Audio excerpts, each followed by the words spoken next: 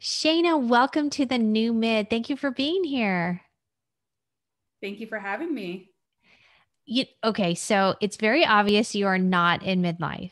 But what I love about the new mid is we talk to people generation to generation.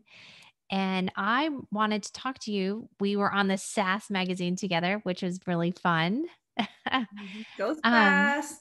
yes. So I wanted to talk to you about you leaving the TV production world, which we have in common, and pursuing a career in nonprofit.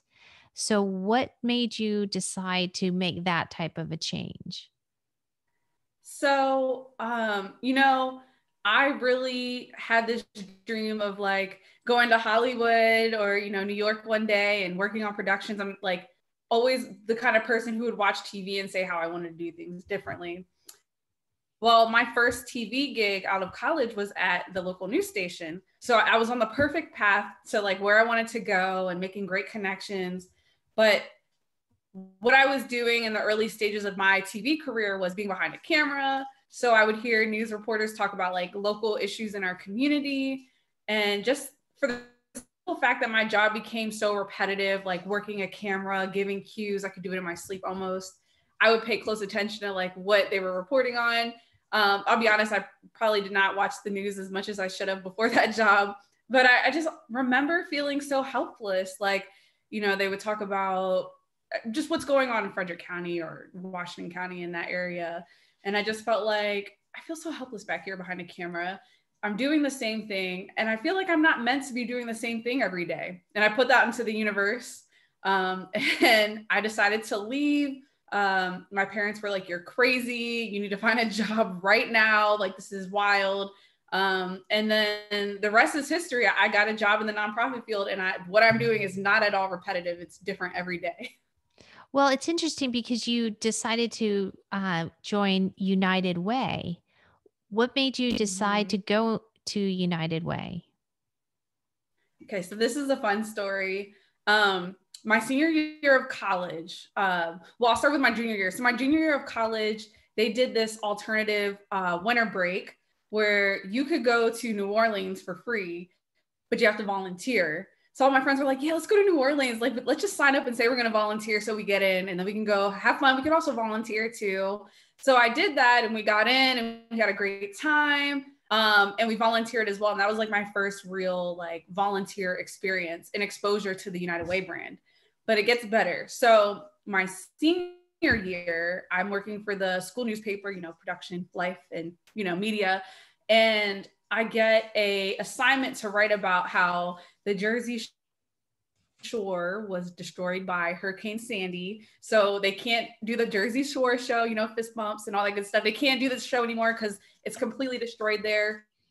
So they're going to do something different for spring break this year. They're not going to have girls in bikinis and going wild. They're actually looking for 50 college students around the country to apply to come out to the Jersey Shore for a luxurious alternative, like it was spring break. So I was supposed to report on that. And it's funny because like it was the day before the deadline that I reported on it. So I wrote about it and I was like, you know what? I'm going to apply. Like no one's going to even see this when it comes out. Let me just go ahead and apply. And I remember I submitted my application like the very last minute that I could submit it, whatever. Well, they hit me back up and they were like, "Hey, send us a casting tape. We want to learn more about you." Because they were filming this. And I was like, "Oh my gosh, like I might be on TV volunteering at the Jersey Shore." And they partnered with United Way. So that's how like the United Way brand became imprinted in my mind. So I actually got accepted, one of 50 across the country. And it was super luxurious. We were volunteering, building houses, but I got to build a house with Snooki. I got to meet the Jersey Shore cast. I got to meet Neo. They shut down the Six Flags park. It was great, but it was like, wow, United Way, like they do stuff like this. That's really cool. Like, and also the feel good stuff of volunteering. I really became like passionate about alternative breaks and whenever I can, like going in other communities to do work. So then whenever I would come home in Frederick, I would drive by our local United Way and be like, I should walk in and see if they need help. So when I quit my TV production job, I actually looked up to see if they were hiring. Funny, like, I guess coincidence. I don't think it was a coincidence, but They had a summer job posted, and it was the day it was due, and I submitted the application for that job the very last minute, and I got the job. Something about me submitting applications at the deadline. I guess it's good for me personally. I have good luck with that. So what is it like working for United Way? Oh man, it's amazing. It is so rewarding. It's challenging and it's exciting. I have a special place in my heart for United Way. I can't really put it into words. But our United Way in particular has given me pretty much everything. Like my house, like I went through a United Way program, my job experience. I'm learning so much. I'm not even 30 yet. And I'm pretty much done every role at the organization, but just the work that United Way does in our community and what they stand for. We fight for the health, education, and financial stability of every person in our community. And just with being in 2020, seeing how, we came into our community during a COVID crisis to provide relief for organizations that provide critical services, that just shows like, wow, like this is important work. And with the civil unrest, like we do work with that too. Like the systemic things that are out there, United Way actually has programs in place to fight like systemic racism. If you want to just be really clear and upfront about it, it's a great organization. That's great. And so during COVID, you ended up starting your own organization called Soul Street. Can you tell me a Mm-hmm. little bit about that and what inspired you? Sure, Michelle. So the things leading up to starting Soul Street, I'm the kind of person where like I have so many ideas and they never stick. But something about this year, COVID is unfortunate, but it gave us something that we thought we didn't have, and it's time. We're in the house, right? But to be stuck in a house, and then seeing events unfold, like the George Floyd incident, and just having enough time to sit on social media and see people share their thoughts, and this isn't the first time that something like this has happened. So it was kind of like that feeling of uneasiness, like what can I do? Like I have skills, I have a heart, I have passion, like what can I do? Really, I didn't know what I was going to do. Someone posted though, how can we, because after the George Floyd incident, people started really thinking like deeper, not like, oh, let's go march in the street. Like maybe we can support Black businesses, let's shop Black. But the issue was it's hard to find like Black owned businesses in our area to support. That was something that was just very frustrating. And I was scrolling Facebook one day and someone said, we need a Black grocery store in Frederick. And I said, what if we had like a Black farmers market? And honestly, from there, it was just a matter of getting like the right people on board. It was a bunch of people at first and a few people dropped off, but now we have the most solid team of people. And basically what we've done was in the middle of a pandemic, we safely hosted 2 Black owned farmers markets where not only did we find Black owned businesses that were already there in our community doing well and getting started, but we helped cultivate new Black owned businesses. So in our 2 events, we've had vendors who had never vended ever in their life, selling their products. They were just hobbies. They came and sold their products and they sold out. They did extremely well. And that was like confirmation for them that this is something they should be doing. So that's a lot to take in. But the purpose behind it is that building that Black generational wealth will do a lot. It will break down barriers that we face in our community.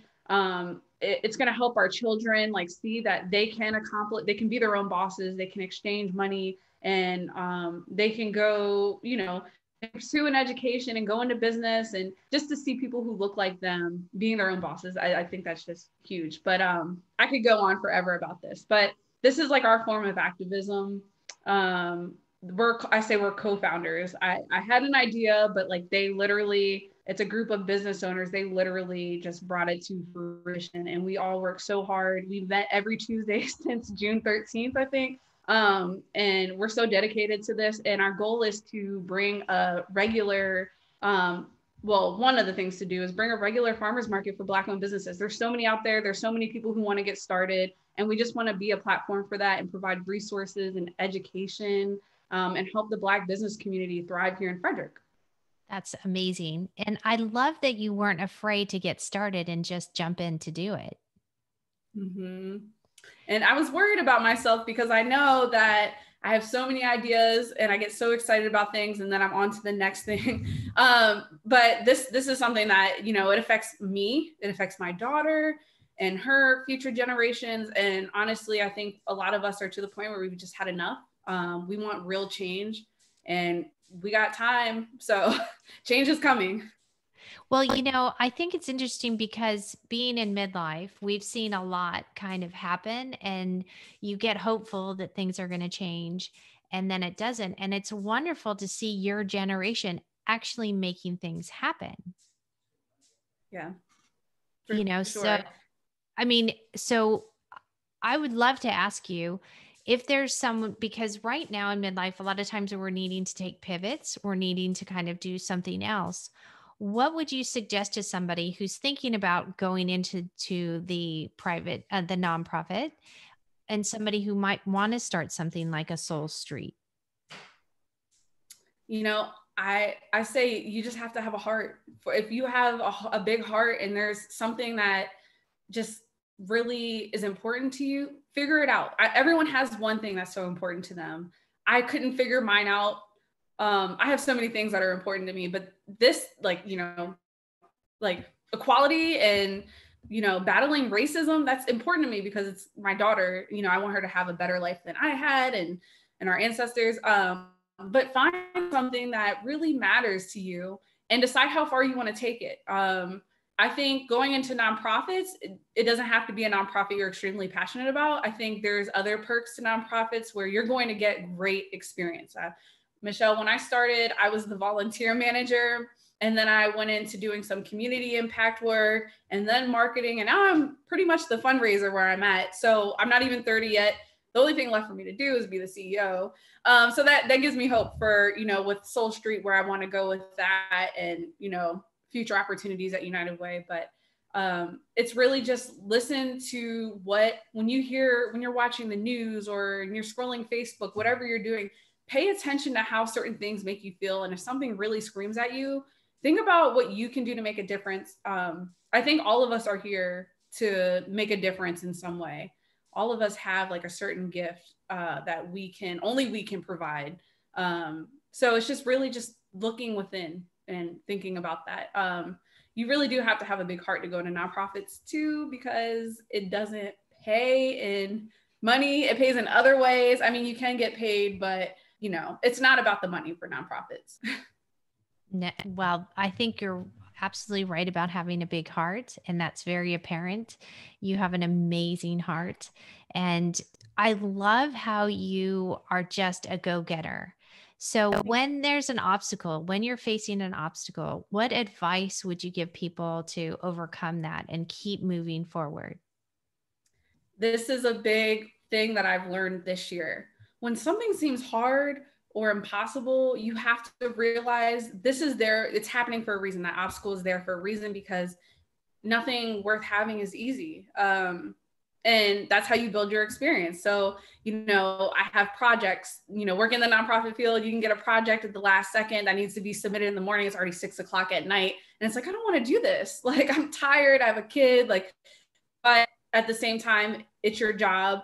And it's also it's gonna push you to be stronger and to work harder and to grow, like showing that you can do something. Like, so, you know, that's what obstacles are for, essentially. It's to show you that you can overcome them. So just remember that it's there for a reason. Take a step back and just think about how this is gonna, you know, contribute to your growth. And we did have some obstacles with Soul Street. Just there are obstacles that us new young millennials are learning about, like running and managing an organization. We're going to be able to teach other organizations that are up and coming. And that's how we keep it positive, keep a positive perspective. We're going to be educating future businesses and organizations about the things that we're going through right now, to get to where we are, because we're going to go far. I think it's amazing, and I think it's gotten momentum. Have you thought about, you know, United Way? Obviously, it's national. Mm-hmm. So, is this something that you're kind of hoping and envisioning for Soul Street? Absolutely, because you know, there are other markets out there that we found that are similar to us, but they're not competition by any means because we're serving the same crowd, which is the Black business community. So if our impact can go outside of the DMV area, because we do have businesses come from like PG County or, you know, even Pennsylvania. Absolutely. And I think we're positioning ourselves in a way to be more than just a local effort. Well, that's great because this podcast is also national and it's global. So Awesome. if someone wanted to learn about Soul Street, how can they find out about it? Yes. So we have a website, mysoulstreet.com. And then our Instagram is at mysoulstreet. And then facebook.com/mysoulstreet. So I'm also happy to post my email in the chat if that's possible, or pass it on to Michelle to share. Oh yes, no, I can definitely put it in the details. That is totally fine because it's very inspiring and it seems like people could do this in their own community as well. Absolutely. Absolutely. You know, there's challenges, but it's worth it. And you would be amazed to see how many Black owned businesses are out there that aren't getting the visibility or recognition they deserve. So it's extremely important to do this type of work. No one else is giving them a voice, so we have to. And that's what we're aiming to do. And I think it's important that we do this everywhere. I think that's great. So I usually ask my guests two final questions. And Okay. the first one is what advice, which is hilarious because you aren't even 30 yet, but what advice would you give to your younger self? Cool. Actually, you know what? I'm going to flip this on its head because you are younger and I love this. And I love that I'm talking to a millennial because I believe in the whole Okay. generation to generation. What would you say to yourself in 10 years? What do you Wow. want to look back 10 years from now and talk to Okay. yourself? Okay. So I would say, remember how far you've come. You didn't come this far just to come this far.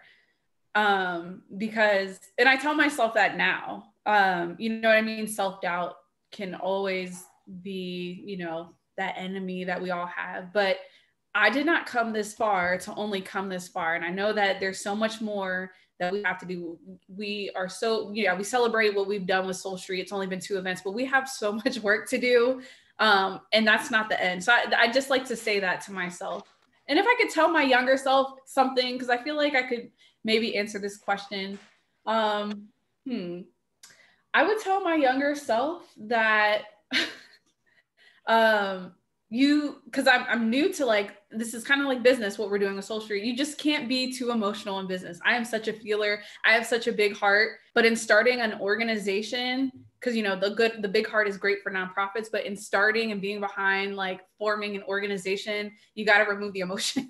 So that's something I'm trying to, like, find balance with. I'm an emotional person and it's okay to be who I am. But, you know, you got to learn how to take the emotion out of things when it comes to business. That's why I could never go corporate. I'm such a feeler.